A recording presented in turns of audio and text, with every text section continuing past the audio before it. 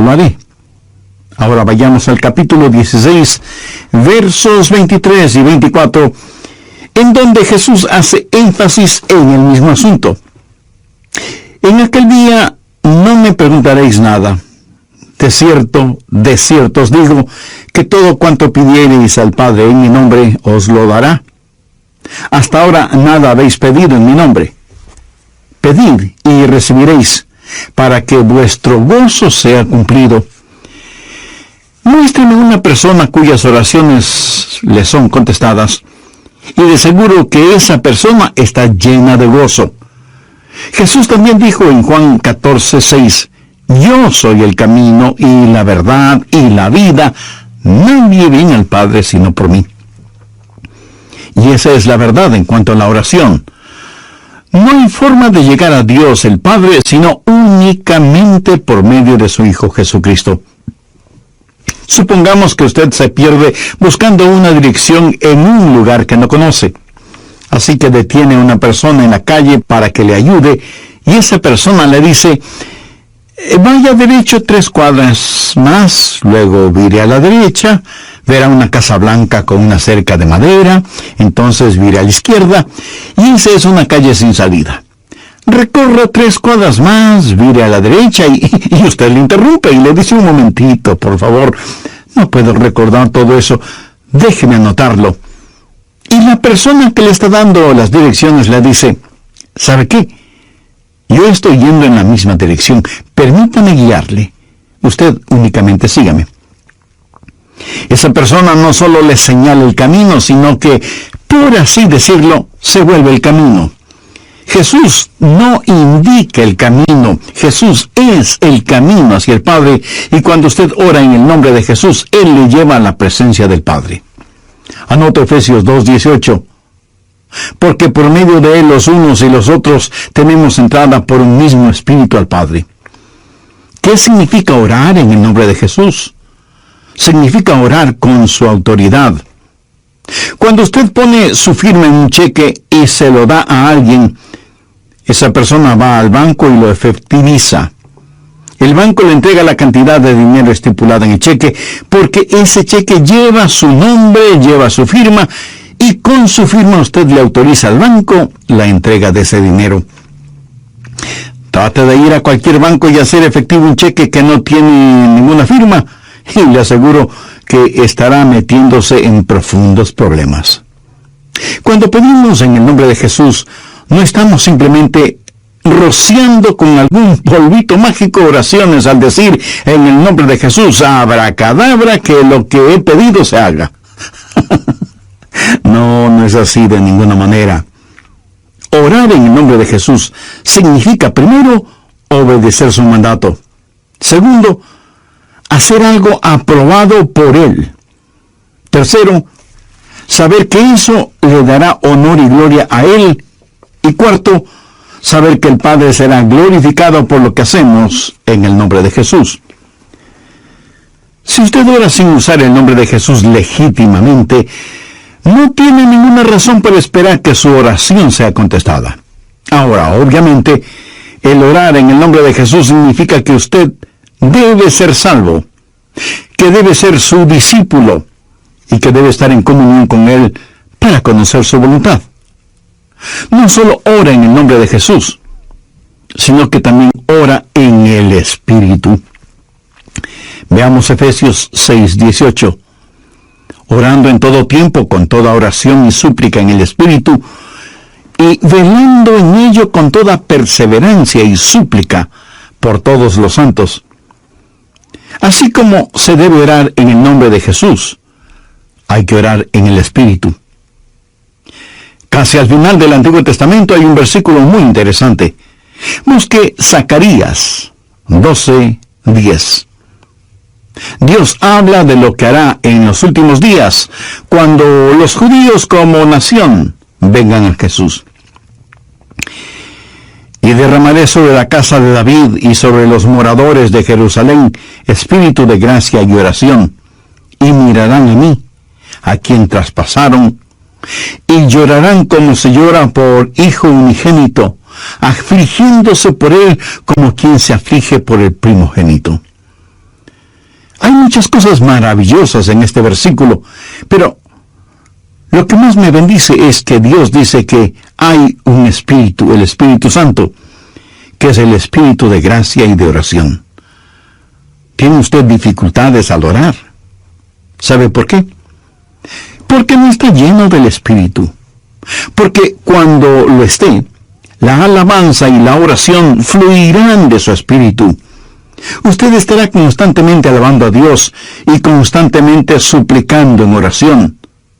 Dios dice que un día Él va a derramar su Espíritu de gracia y oración sobre los judíos, pero Él ya ha derramado su Espíritu de gracia y oración sobre usted. Por lo tanto, usted debe orar en el Espíritu.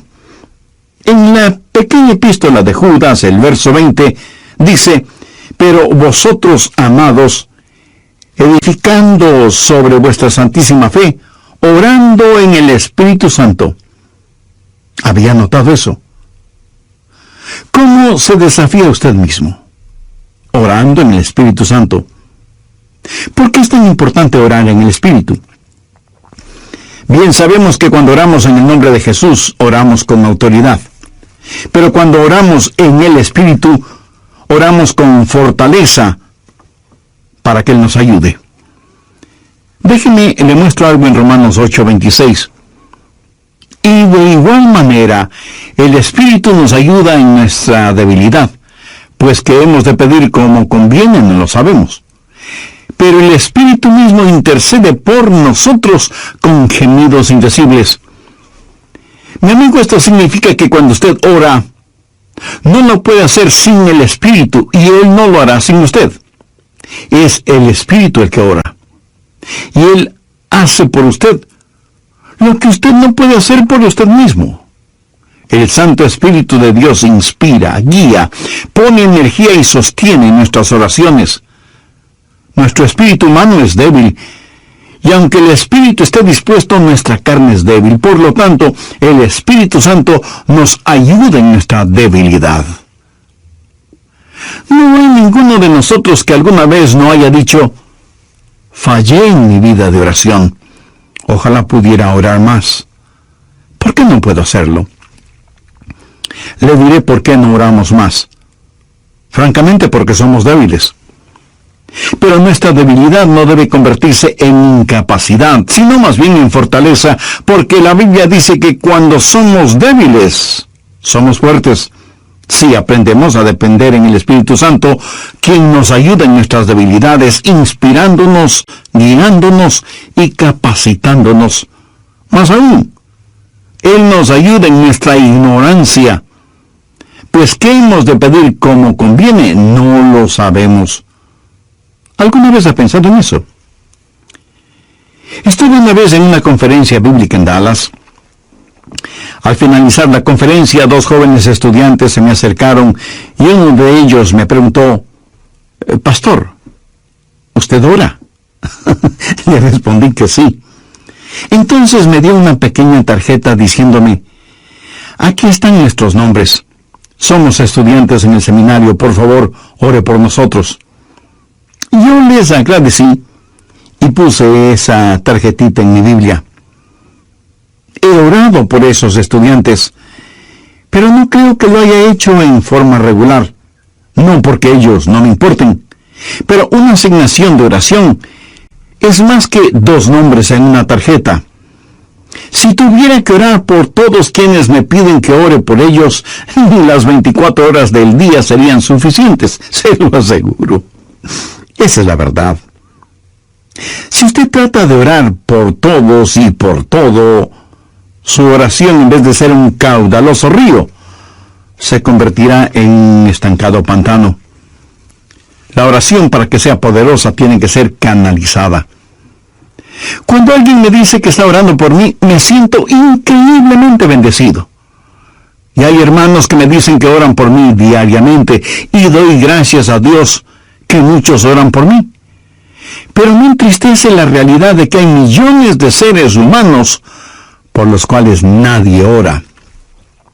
Ahora escúcheme. Yo no deseo estar en la lista de oración de alguien, a menos que el Espíritu Santo haya puesto primero mi nombre en el corazón de la persona que dice que ora por mí. Y cuando usted está orando por otras personas en forma individual, muchas veces no sabrá cómo orar por ellos. Por ejemplo, su tía Rosita está enferma, y usted ora: Señor, restaura la salud de tía Rosita. ¿Cómo sabe que Dios no está preparando a tía Rosita para llevársela al cielo? Y usted ora para que tía Rosita todavía se quede en la tierra, mientras que, de acuerdo a Juan 17:24, Jesús ora y dice: Padre, aquellos que me has dado, quiero que estén donde yo estoy. ¿Dónde está Jesús? En el cielo. ¿Dónde está la tía Rosita? Todavía en la tierra. En las reuniones de oración, más se ora para que la gente sea sanada que lo que se ora para que la gente sea salvada. Parece que estamos más interesados en mantener a los salvos fuera del cielo que a los perdidos fuera del infierno. No sabemos orar como debemos orar.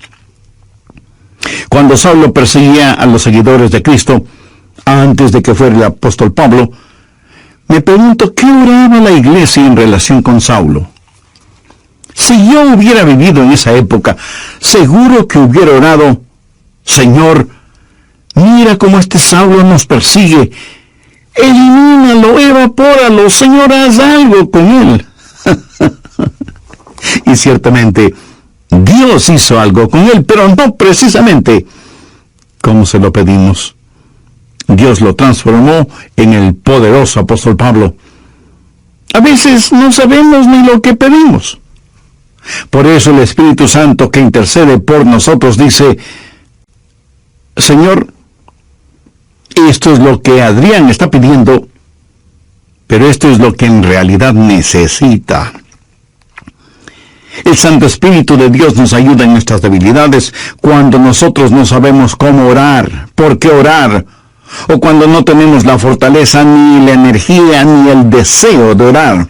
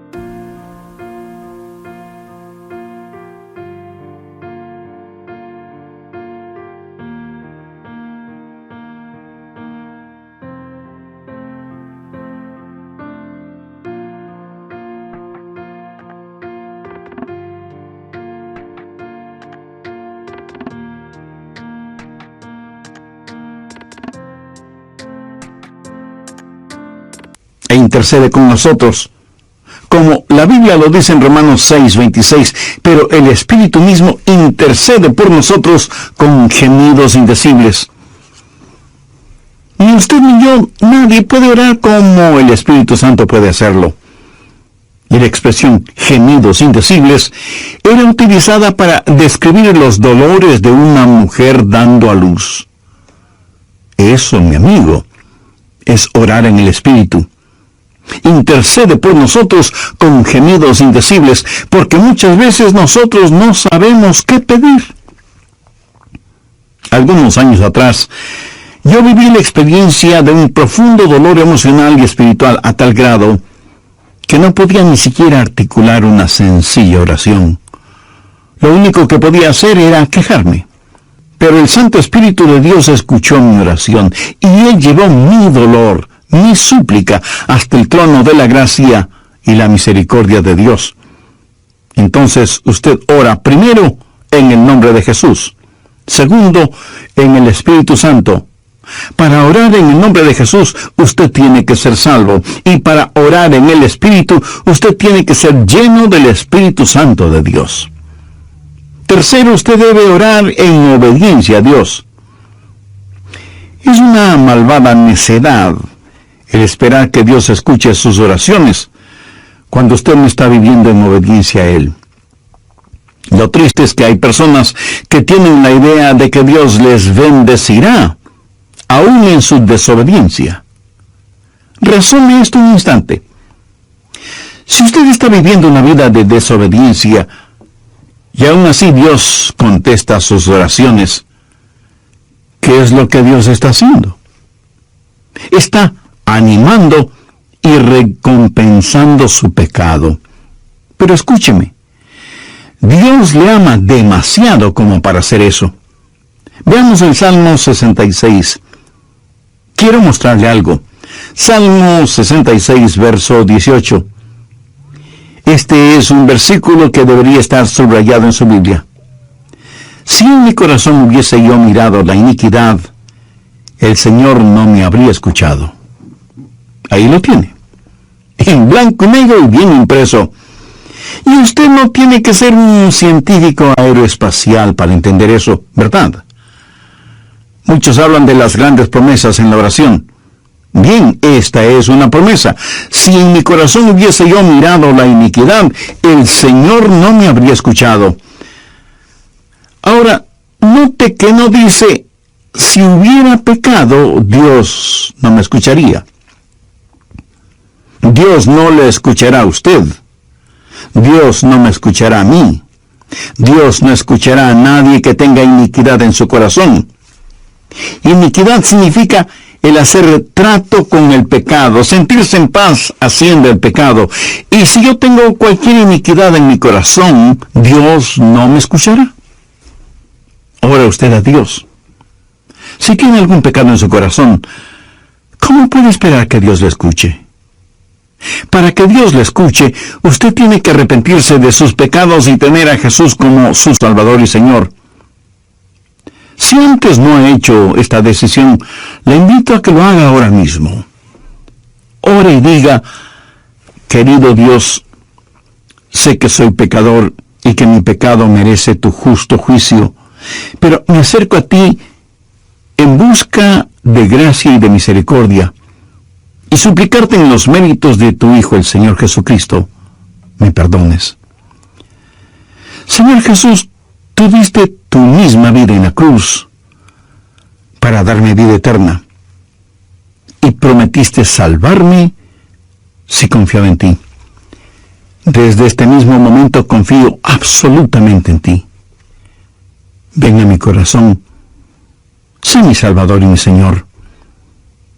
Toma el control de mi vida y hazme la clase de persona que tú quieres que sea. Gracias por perdonarme, limpiarme, sanarme y salvarme. Y ayúdame a cumplir siempre los designios de tu voluntad.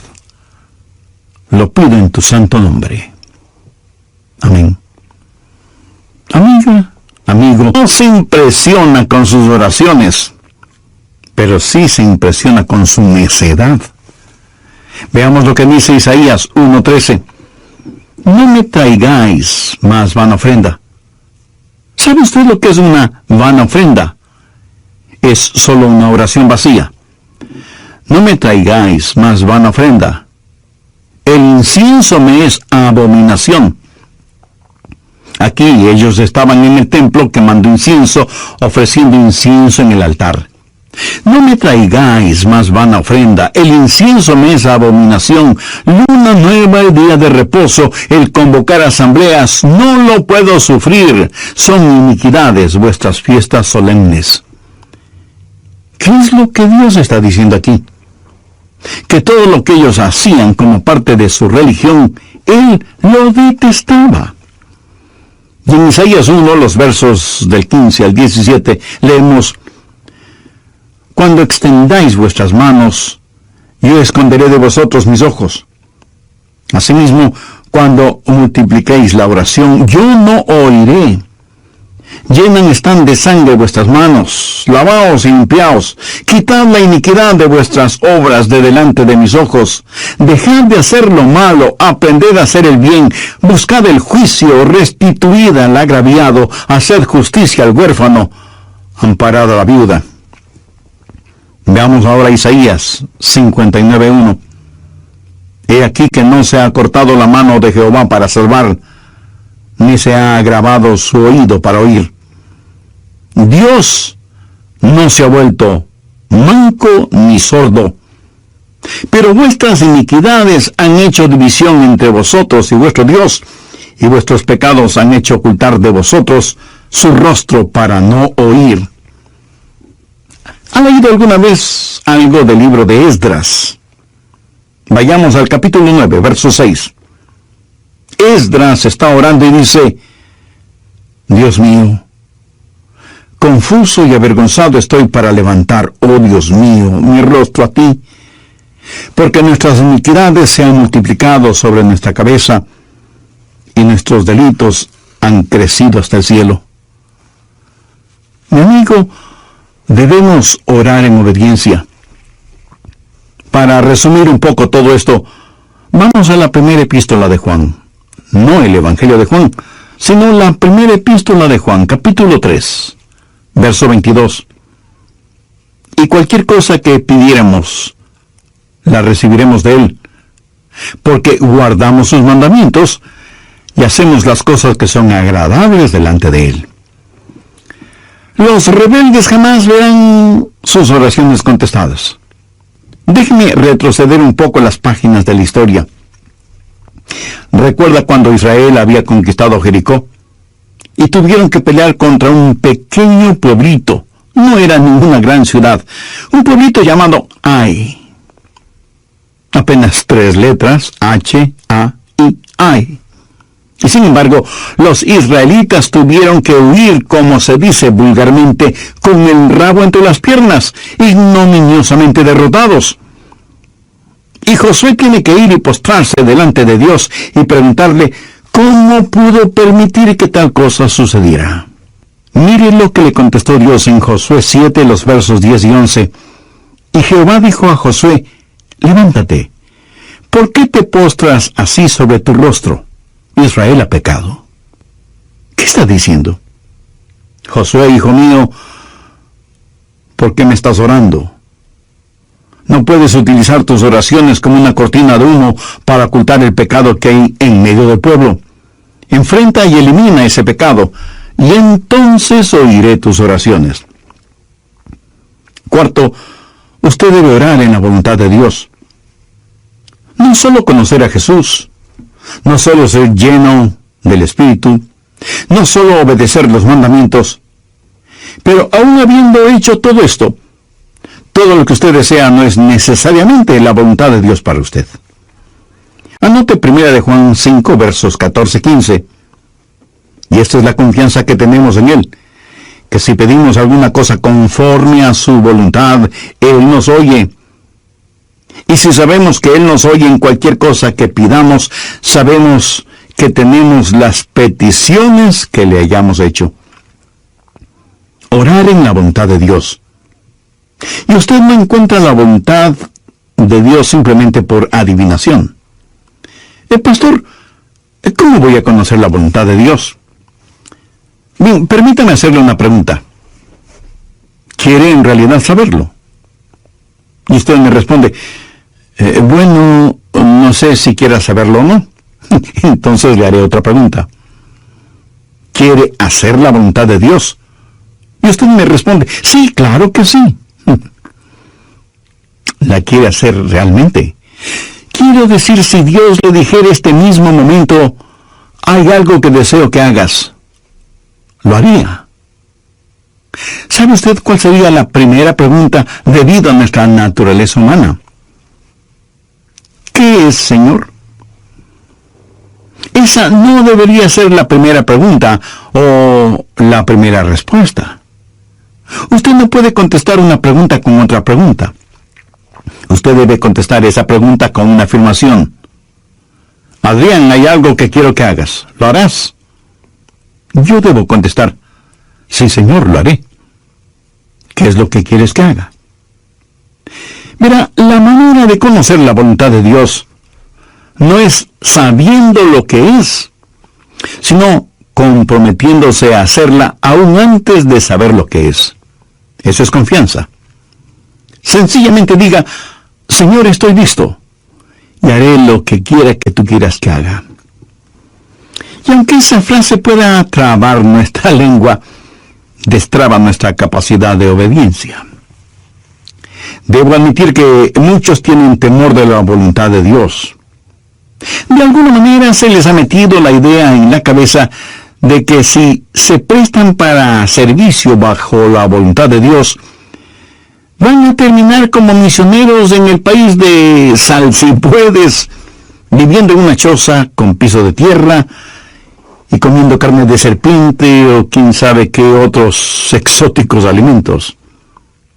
¿Sabe qué? Pudiera ser que así suceda. La forma de conocer la voluntad de Dios es aceptando la voluntad de Dios antes de conocer cuál es la voluntad de Dios. Y aunque suena complicado lingüísticamente, espiritualmente no lo es.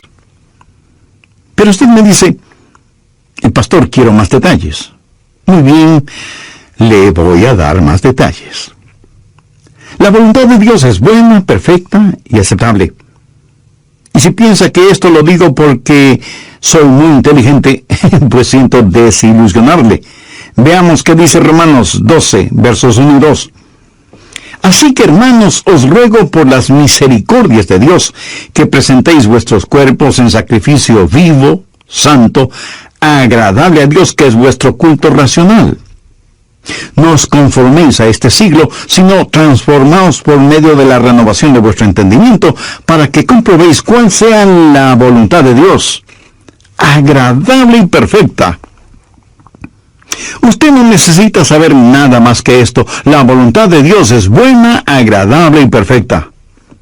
Preséntese usted mismo como un sacrificio vivo y santo delante de Dios, y usted, sin ninguna sombra de duda, conocerá y comprobará que la voluntad de Dios es siempre buena, agradable y perfecta.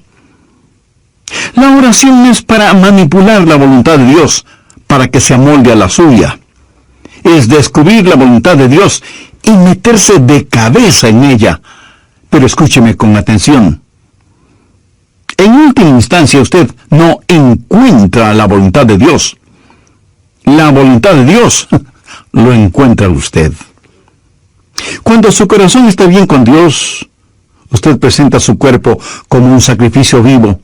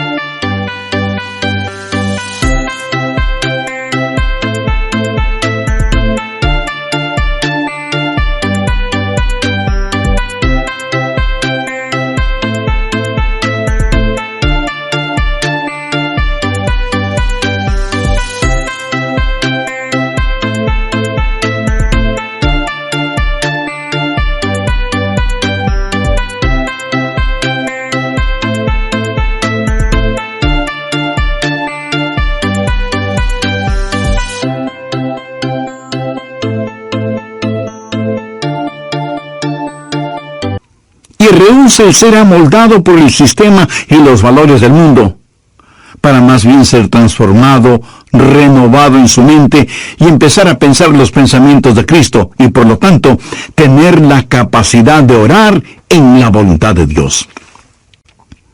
Quinto, orar en comunión con los creyentes. Por favor, busque el Evangelio de Marcos capítulo 11, los versos 25 y 26. Y cuando estéis orando, perdonad si tenéis algo contra alguno, para que también vuestro Padre que está en los cielos os perdone a vosotros vuestras ofensas. Porque si vosotros no perdonáis, tampoco vuestro Padre que está en los cielos os perdonará vuestras ofensas. Mi amigo, no se olvide que un pecado no perdonado es la más formidable barrera contra la oración. Tantas personas se preguntan por qué sus oraciones no son contestadas cuando están guardando tremendos resentimientos en su corazón. Le pregunto, ¿ese resentimiento, ese enojo, vale la pena tenerlo?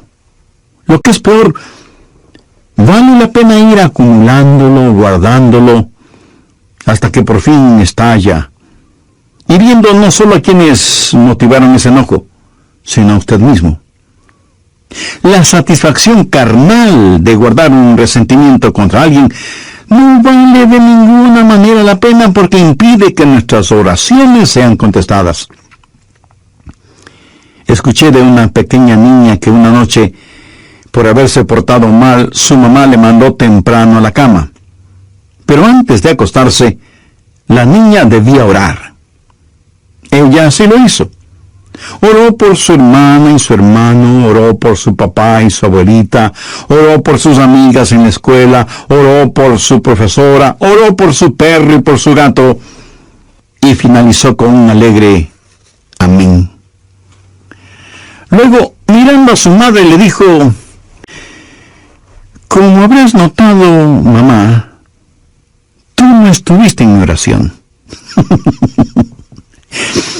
Me imagino que esa oración no habrá salido de ese cuarto, menos habrá llegado al cielo. Pero hay una profunda lección en esto. Sería una temeraria necedad si alguien, teniendo un espíritu no perdonador, pretende que sus oraciones sean contestadas. Y esto es verdad de manera especial entre marido y mujer. En 1 de Pedro 3:7 leemos: vosotros maridos igualmente, vivid con ella sabiamente, dando honor a la mujer como a vaso más frágil y como a coherederas de la gracia de la vida. ¿Para qué? Para que vuestras oraciones no tengan estorbo. Muchos esposos y esposas, aun siendo creyentes, viven como perros y gatos, son como palo y piedra, y aún así se preguntan por qué sus oraciones no son contestadas. Sexto, usted debe orar en fe. En Mateo 21:22 leemos: y todo lo que pidiereis en oración, creyendo, lo recibiréis. Por favor, subraye en su Biblia la palabra creyendo. Ore creyendo, y todo vendrá. Ore dudando, y nada tendrá. ¿Alguna vez has dicho: Dios, yo creo, cuando en realidad no creía? Muchos piensan que el decir que creen les será contado como si en verdad creyeran. Estaban mintiendo, ellos lo sabían, y Dios también lo sabía. ¿Alguna vez ha orado sabiendo que Dios escuchaba sus oraciones y recibió una respuesta de Dios? Verá, la fe es también un regalo de Dios.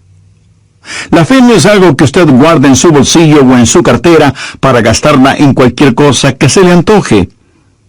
Usted no puede tener fe para nada fuera de la voluntad de Dios, porque Dios no da fe para nada que esté fuera de su voluntad.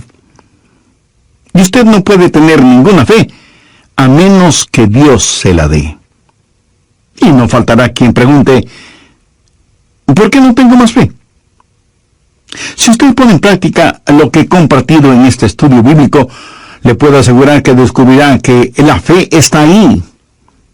Cuando usted ora en el nombre de Jesús, cuando usted ora en el Espíritu Santo, cuando usted ora en obediencia y en comunión, cuando ora en la voluntad de Dios, la fe está ahí. Pero si estos elementos espirituales no están ahí, tampoco estará la fe. Ustedes, esposos, han tenido alguna vez un argumento, y si me dice que no, con toda mi cariñosa cortesía le diré que son mentirosos.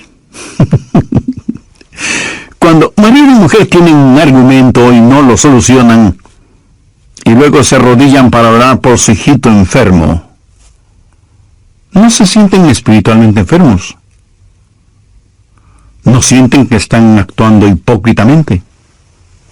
Saben que sus oraciones no se elevarán ni un centímetro del piso y por lo tanto jamás llegarán al cielo. No tienen ninguna fe como para que sus oraciones sean contestadas. Cuando sus corazones sean justos, puros y limpios, y palpiten al mismo compás espiritual, entonces tendrán fe. Y al tener fe, esa fe será el combustible para transportar su oración hasta el trono de la gracia de Dios. Jorge Muller, de Bristol, Inglaterra, fue un gran siervo de Dios y un poderoso hombre de fe. Él tenía un diario personal en el cual anotaba todas las instancias de oraciones contestadas y llegó a registrar 25,000 oraciones contestadas, algunas de ellas increíblemente milagrosas, imposibles de explicarlas, aparte de la intervención de Dios. Alguna vez alguien le preguntó a George Muller, ¿cuál es el secreto para que las oraciones sean contestadas? ¿Sabe cuál fue su respuesta? Tenga fe en Dios. Tenga fe en Dios. Ahora, yo no creo que él dijo tenga fe en Dios, sino que dijo tenga fe en Dios. Verá, en realidad no es una gran fe la que necesitamos, sino que necesitamos tener fe en un gran Dios. Fe no es solo un sentimiento positivo, ni el que usted se vuelva frenético o fanático, sino tener la absoluta confianza de que Dios hará lo que usted le ha pedido, si ese pedido está encuadrado dentro de los parámetros de la voluntad de Dios. Los discípulos le dijeron a Jesús, Señor, enséñanos a orar. Y ese debe ser nuestro pedido también, para que Dios nos ayude a ser hombres y mujeres de oración. Hay algo en nosotros que se resiste a orar. Preferimos ocuparnos en cualquier otra cosa en vez de orar. Y eso se debe a nuestra naturaleza carnal y pecaminosa. Por eso necesitamos la ayuda de Dios para que amemos de tal manera a Jesús y seamos llenos de su Espíritu Santo para que la oración fluya de nosotros en forma constante y que oremos siempre en el nombre del Señor Jesucristo. ¿Han notado con qué facilidad podemos pasar horas haciendo deportes o realizando nuestros pasatiempos favoritos o simplemente mirando programas en la televisión? Pero ¿qué trabajo nos cuesta invertir unos minutos en la oración? La oración eficaz, mi estimado amigo, debe ser un acto intencional de nuestra voluntad. No debemos acercarnos al trono de la gracia en forma casual, sino en forma totalmente intencional. Seguramente entre quienes me escuchan habrá quienes, a pesar de ser religiosos, este asunto de la oración es muy secundario en sus vidas. Ahora, si usted aún no es salvo, mayor razón para que ore a Dios. Lo puede hacer este mismo momento diciendo con sus propias palabras algo como la siguiente oración. Dios eterno, reconozco que soy una persona que no me ha acercado a ti en oración, sino en raras ocasiones. Reconozco también que soy pecador, que estoy perdido y que necesito ser salvo para tener la seguridad de ir al cielo cuando me llames a tu presencia. Señor Jesús, creo que eres el Hijo de Dios y que entregaste tu vida y derramaste tu sangre en la cruz